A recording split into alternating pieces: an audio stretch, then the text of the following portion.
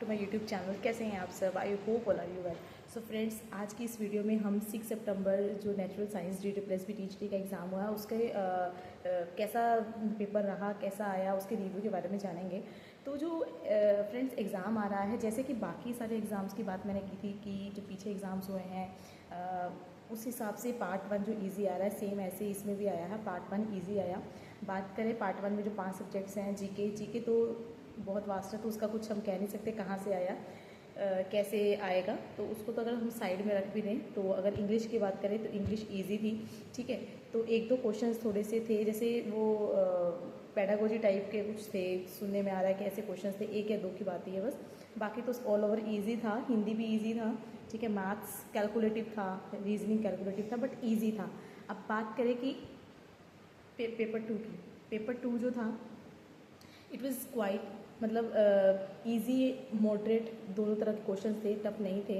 9th-10th base NCERT पे ही questions आए थे ओनली, ठीक है। 12th बेस पे एक दो क्वेश्चंस, अगर कुछ क्वेश्चंस होंगे, बट अगर आपको ऑल ओवर अगर 60-65 स्कोर करना है देन 9-10 की बुक्स में से ही क्वेश्चंस थे, ठीक है। अब बात करते हैं कि सबका तो एक साल से सब तैयारी कर रहे हैं, कैसे सबके लिए पेपर ईजी था, सबके स्कोर्स 150-160 सब करके आ रहे हैं, ठीक है। तो अब सिलेक्शन किस बेस पे होगा, कैसे होगा, सबके इतने अच्छे मार्क्स आएंगे? तो यहाँ पे पता क्या हो रहा है, यहाँ पे हो रहा है टाइम सबसे बड़ा खेल ही टाइम का है।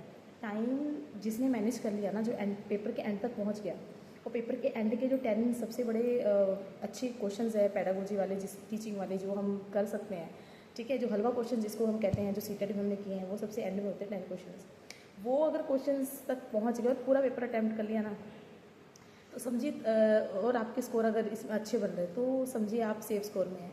यहाँ सारा खेल ही टाइम का है, क्योंकि कुछ स्टूडेंट्स जो हैं वो पहुँच ही नहीं पाते हैं अंत तक, ठीक है। 170-175 इतने स्कोर करके रह जाते हैं। अब प्रॉब्लम क्यों पेपर इजी है तब भी क्यों प्रॉब्लम यहाँ पे है, जो रीजनिंग और मैथ है ना, ये दोनों ऐसे सब्जेक्ट हैं जो टाइम खा जा रहे हैं स्टूडेंट्स के। 30 मिनट लग रहे हैं एक सिर्फ रीजनिंग और मैथ के पेपर करने में। रीजनिंग में भी 30 मिनट लग रहे हैं, मैथ में भी 30 मिनट लग रहे हैं, 1 घंटा तो इसमें ही चला जाता है, ठीक है। बाकी बच्चे हमारे इंग्लिश, हिंदी और जीके, उसको करने में भी अगर 15 मिनट मान लें, ठीक है, 5-5 मिनट तो देंगे ही आप, तो 15 मिनट मान लें, चलिए 12 मिनट ही मान लें, फिर भी तो 1 आवर से ज़्यादा टाइम इसमें लग गया। तो पेपर 2 जो है, जिसमें क्वेश्चंस कॉम्प्लेक्स फॉर्म में आने वाले हैं, ठीक है, जो एजम्पशंस वाले क्वेश्चंस आएंगे, कैसे करेंगे, क्योंकि उसमें जिसकी रीडिंग स्किल होगी ना, उसके लिए तो ये पेपर 2 थोड़ा हो जाएगा कि हाँ भी अटैम्प्ट कर लेंगे जल्दी में, कम टाइम में, बट सबके लिए इतना ईजी नहीं होता। तो मैं तो यही कहूँगी कि अपनी रीडिंग स्किल को इम्प्रूव करते हुए साथ साथ में अपना जो रीजनिंग और मैथ्स की तो इतनी अच्छी तैयारी कर लीजिए, क्वेश्चन देखते आप उसको एकदम क्वेश्चन को कर दें, उड़ा दें जिसको कहते हैं। तो यही था। आई होप आपको रिव्यू अच्छा लगा होगा। और बाकी रही बात बाकी नेक्स्ट कैंडिडेट्स की, तो प्रिपरेशन में लगे रहिए। मैथ्स रीजनिंग को इतना कीजिए कि 15 मिनट में प्रिपरेशन ऐसे करके जाइए कि 15 मिनट तक कीजिए, और 20 मिनट तो लगेंगे ही एग्जाम में, है ना, इतनी एंग्जाइटी और डर हो रहा है। सो आई होप आपको ये वीडियो अच्छी लगी होगी। सो ऐसे ही बने रहिए।